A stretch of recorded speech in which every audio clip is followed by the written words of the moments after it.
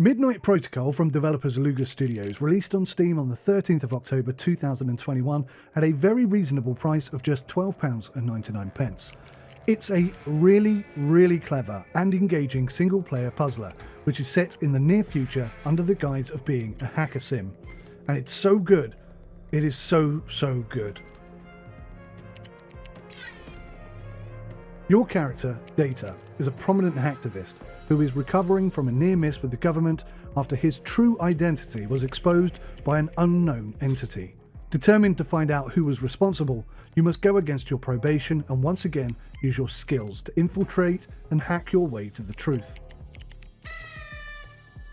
You have, amongst others, two reliable friends who will help you in numerous ways to gain access to secure networks and to uncover the evidence to identify those responsible.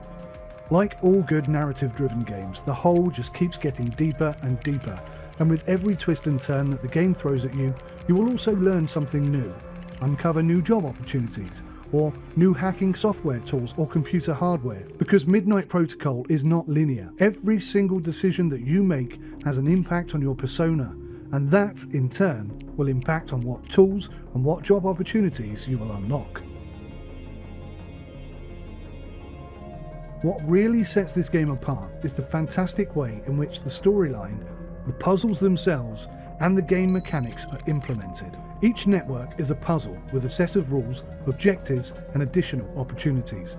In a turn-based way, you will have to navigate the networks, bypass the security, and complete your objectives using your pre-selected hacker software apps in order to give you the edge and avoid the network from tracing you and reversing the hack.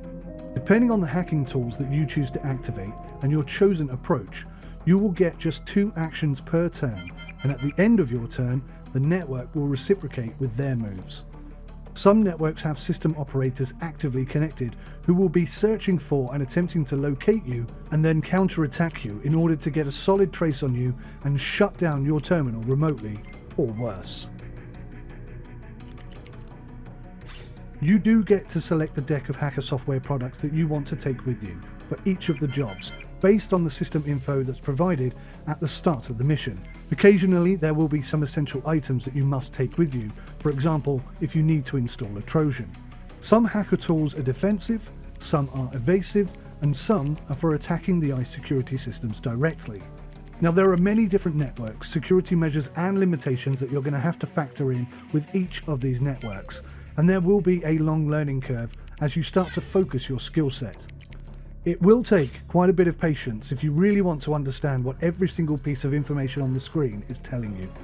But as you progress through each network and encounter newer, harder and more sophisticated ICE systems, which are the security systems that are implemented to either slow you down or trace you, you will also start to see patterns, routines, and finally understand the best way to approach and overcome any given situation.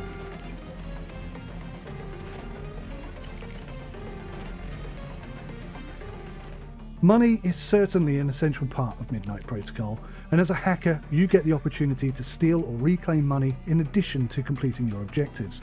Now, this could potentially put your objectives at risk, and so it's up to you to manage your time and resources effectively. There is something called a rollback command, which will allow you to not only restart a network mission, but to also change your starting deck loadout. Now, this is infuriating for some, because as a hacker game, this is not really the norm. It kind of goes against the grain. But if you can just understand this one simple fact and appreciate that this is actually a puzzle game under the guise of being a hacker sim, then it actually makes a lot of sense. You're here to beat the puzzle. Now, rather than that being a negative, I find that to be a huge testament to just how engaging, compelling, and realistically Midnight Protocol has delivered it as a hacking simulator. Because despite there being very little actual computer code or hacking realism in this game, it is genuinely 100% quite unbelievable how much this puzzle game feels like a real-life hacking simulator. It is really that good. I was completely smitten by Midnight Protocol within minutes, and have since invested more than 16 hours into this game already. I've fried my brain more than once. I have a Let's Play series up on 𝐒𝐢𝐦 𝐔𝐊 Ultimate Realism. If you want to know what the game is really all about, then I urge you to go take a look, and maybe, if you want to, skip through some of the episodes, maybe watch some of the early ones, some of the middle ones, and some of the later ones, where the systems and the storyline have really expanded and started to evolve into something even more engaging. So, it's fair to say that I absolutely love this game, and I do, and I highly recommend this game to anyone who is interested in hacking or just puzzle solving on the whole. But there are some issues. There aren't many, but as a reviewer I will of course share them with you now. I filled my hard drive up at one point, and I wanted to go back a couple of levels so that I could restart where I left off on episode 1. But because game saves are singular, you can't do that. You are where you are. Where you last saved the game is where you must start the game. You cannot pick and choose. Now, on the most part, that's fine, it's good for story progression, but because I lost so much footage in that incident, it would have really helped me if I could have just gone back a couple of levels. I also wish that you could chain commands just to make things progress a little quicker. In the satellite missions where there's a delay, you can actually kind of do this, and I think it would be really great if there's a way of implementing it into the base game as well. Now, the tutorial, I think, could have been a little bit better at explaining some of the game UI elements. I'll upload a tutorial of my own to help anybody out who's interested in playing the game, but there were things that weren't discussed but were actually really important to my progression and decision making, but it took me a while to spot and understand exactly what they were.